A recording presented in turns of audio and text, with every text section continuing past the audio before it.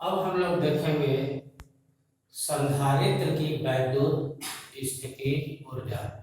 देखो, संधारित्र के उपयोग में ही बताया जा चुका है कि संधारित्र को आवेश संचय करने में, वैद्युत ऊर्जा संचय करने में, इन सबों में ये इसका उपयोग किया जाता है। संधारित्र है क्या? संधारित्र चालकों का युग्म होता है। मान लीजिए एक चालक है, उसको प्रारंभ में उस पर कोई आवेश नहीं था, तो विभव उसका कितना हो जाएगा? शून्य। जब उसे Q आवेश देंगे, जैसे कोई भी चालक हो गया, तो जब Q आवेश उसको कुल टोटल दिए, थोड़ा थोड़ा करके दिया जाता है, क्योंकि यदि कोई चालक है उसे आप पॉजिटिव चार्ज दोगे थोड़ा सा, तो फिर ये दूसरा दोगे तो फिर थोड़ा आवेश दिए तो वो प्रतिकर्षित करता है, तो प्रतिकर्षण के विरुद्ध हम उसको आवेश देते हैं, तो इसलिए कार्य करना पड़ता है। यही कार्य चालक में वैद्युत स्थिति ऊर्जा के रूप में संचित हो जाएगा। तो चालक में होता क्या है? मान लीजिए कोई चालक है, उसे आपने प्रारंभ में उस पर कोई आवेश था ही नहीं, उसे आप +Q आवेश दिए, अंतिम तक थोड़ा थोड़ा करके आवेश देते हैं, +Q आवेश देते हैं, तो उसका विभव जो होता है वो शून्य से उठ करके कितना हो जाता है? कैपिटल V, Q आवेश देने का। तो जो हमारा औसत विभव होगा, औसत विभव कितना हो जाता है? ये औसत विभव हो जाएगा ये 0 + V/2, ये V/2 औसत विभव। अब कार्य यदि देखेंगे तो कार्य कुल आवेश आपने कितना दिया है? Q, और ये V/2, तो ये कितना आ गया? ½ QV। ये इतना चालक को आवेशित करने में इतना कार्य करना पड़ा, यही कार्य चालक में वैद्युत स्थिति ऊर्जा के रूप में संचित हो जाता है। Q = CV होता है, CV लिख देंगे तो CV² आ जाएगा, और उसके बाद V की जगह Q/C लिख दिए तो ये हो जाएगा आपका ½ QV²/C। ये चालक की वैद्युत स्थिति ऊर्जा होती है।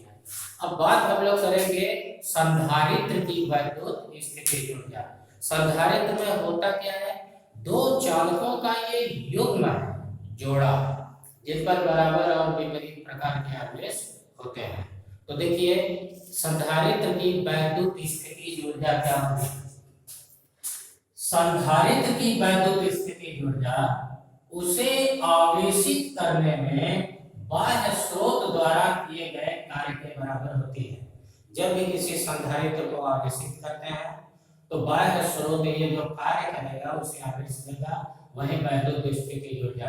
मान लीजिए संधारित्र को फुल आपने Q आवेश दिया, जिससे उसका विभव V हो गया, तो विभव ये V जो होगा, संधारित्र की धारिता C है तो Q/C। अब थोड़ा सा इसमें डेरिवेशन देखते हैं।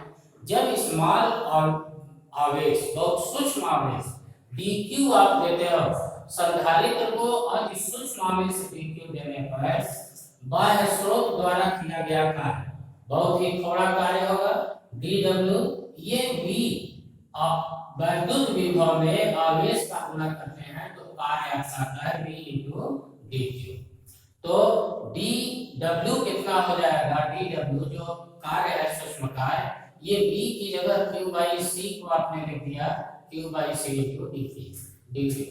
अब हमारा संपूर्ण निकालना हो तो जो स्मॉल के लिए आप काम करते हो उसको इंटीग्रेट करना पड़ जाता है, तो संपूर्ण कार्य W कितना होगा? 0 से आपने Q आवेश दिया, dw को, वही सूक्ष्म कार्य को इंटीग्रेट कर दीजिए, ये समाकलन का चिन्ह है, तो ये dw का मान रखो Q/C × dq। यहाँ 1/C कांस्टेंट है, बाहर आ जाएगा, और ये होगा 0 to Q, और ये Q × dq।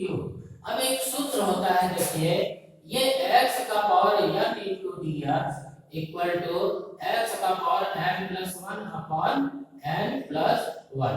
तो Q का पावर ये यहाँ पर 1 है, तो Q का पावर 1+1 मतलब 2/1+1 ये Q। तो ये Q²/2 होगा, पहले Q की जगह Q रखेंगे बाद में 0, तो हाफ ये क्यू स्क्वायर बाई सी। तो यही कार्य संधारित्र में वैद्युत स्थिति ऊर्जा के रूप में संचित हो जाता है। तो ये जो U होगा वो W के ही बराबर होगा।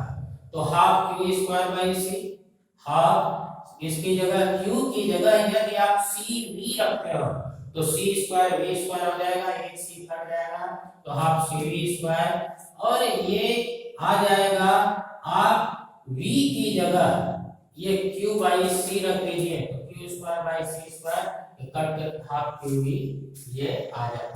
तो half Q V half C square, ये सभी जो है संधारित्र की वैद्युत स्थिति ऊर्जा के सूत्र है।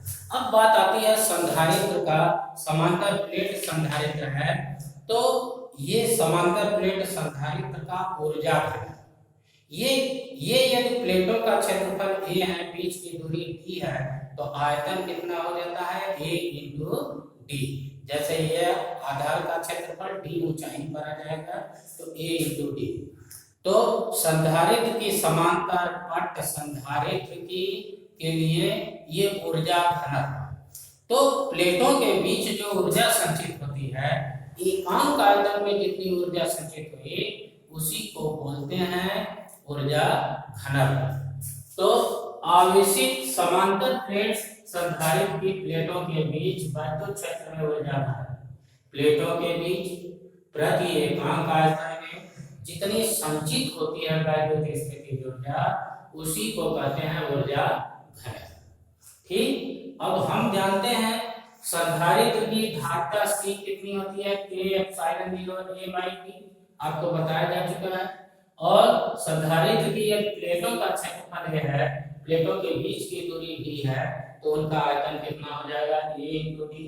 अब देखिए ऊर्जा घनत्व, एकांक आयतन की ये ऊर्जा U half C V square होती है, C का मान यहाँ से रख दीजिए, V का मान E इंटू डी, वैद्युत क्षेत्र की तीव्रता और प्लेटों के बीच की दूरी का गुणा कर देंगे तो V का मान होता है E इंटू डी, सब मान ये रख दिए, C का K epsilon 0 A by D, ये E इंटू डी, ये आयतन जो हुआ A इंटू डी। तो ये इनको जब सॉल्व करके हम ये D और D से D स्क्वायर कटा, जैसे half K epsilon 0 E square. तो यदि प्लेटों के बीच में कोई नहीं है, वायु है, परावैद्युत माध्यम कोई नहीं है, तो K की जगह 1 आता है, तो U equal to half epsilon 0 E square joule प्रति मीटर क्यूब। तो कैपेसिटर में है क्या, ये ऊर्जा घनत्व और संधारित्र की प्लेटों के बीच में वैद्युत स्थिति ऊर्जा, इसे बहुत ही कायदे से आप देख लोगे। ठीक, ये दोनों सूत्रों को, और सूत्रों को याद रखेंगे, ये इनको और इनको सब इम्पोर्टेंट